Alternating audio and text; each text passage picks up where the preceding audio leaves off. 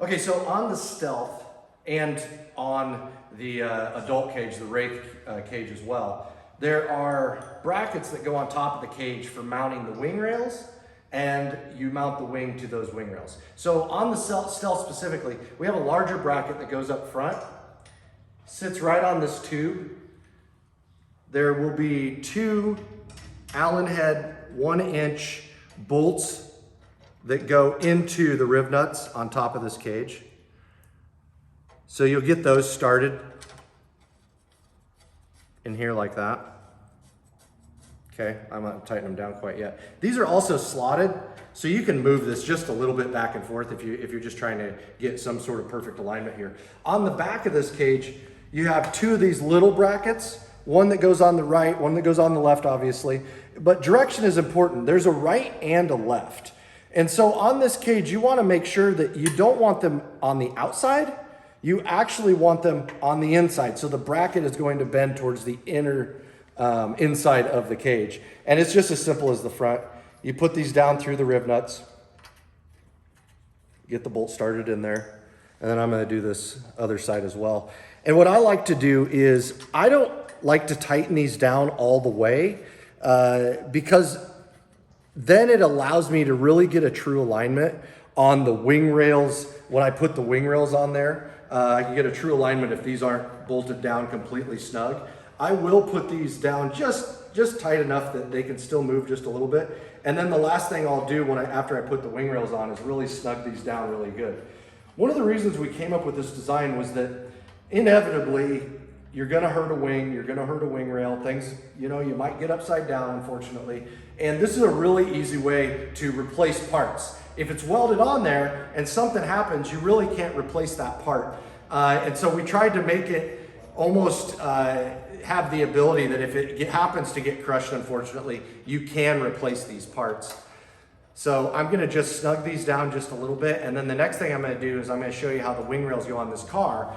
The only thing to know that's different on the adult cage from this junior cage is that the adult cage does not have the large bracket up front. It actually has 4 of these brackets. So it has 2 of these brackets here and 2 of these brackets up front on the adult cage. That's really the only difference there in the assembly of that. And you can also see that assembly on the conversion kit video. Assembled the wing rail system here. And what I want you to pay particular attention to is how the system is actually installed onto the brackets that I just did last. So the way that I did that was there's going to be 6 bolts, 6 black Allens.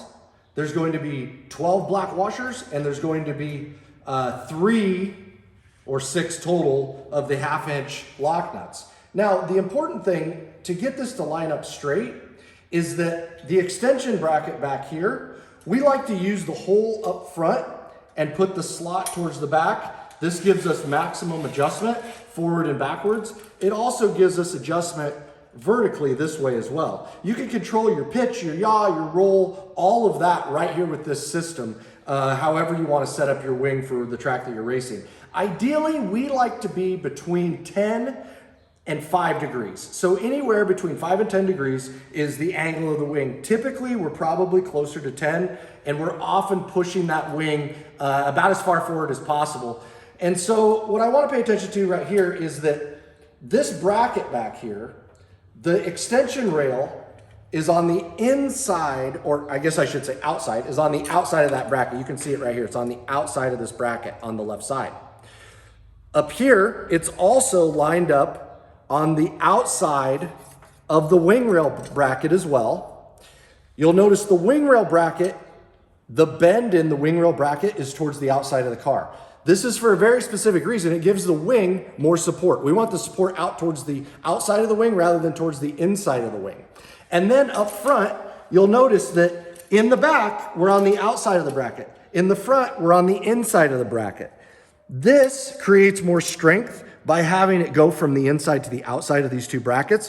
What it also does by putting it on the inside of the bracket is lines up this wing rail perfectly straight all the way back. And we're gonna wanna do that on the other side as well. I'll show that here in a second. You can see that this wing rail can move really easily until I tighten it down where I want it. back and forth and up and down as I already showed. So what I'm gonna go ahead and do is I'm gonna go ahead and tighten down this one, and this one. Then I'm also going to tighten down the bracket bolts because I know I have them right where I want them on this side, and it's gonna be set where I need it to be. So I've gone ahead and installed the second wing rail. Installs exactly like the first one. You'll notice back here, once again, we have this rear bracket. The extension rail is on the outside of that bracket. The extension rail is also on the outside of the wing rail itself. You can see that right here. It's on the outside as well. The hole in the extension bracket is up front attached to the wing rail. And the wing rail at the front bracket is on the inside of that front bracket. You see I have all of the bolts in. I know that it's straight now. I can look down and see that it's perfectly straight.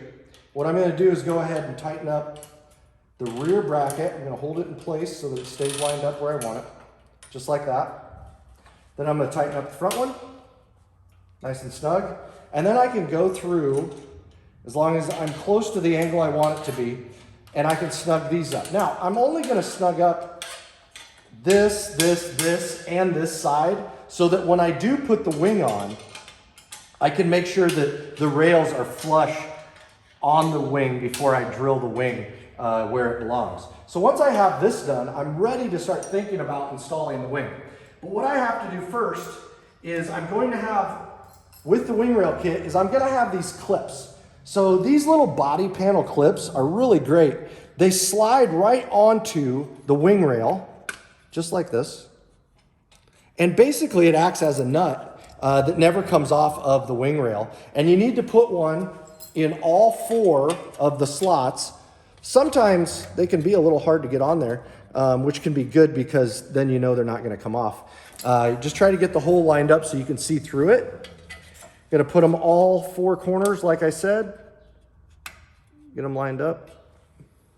Get one at this corner.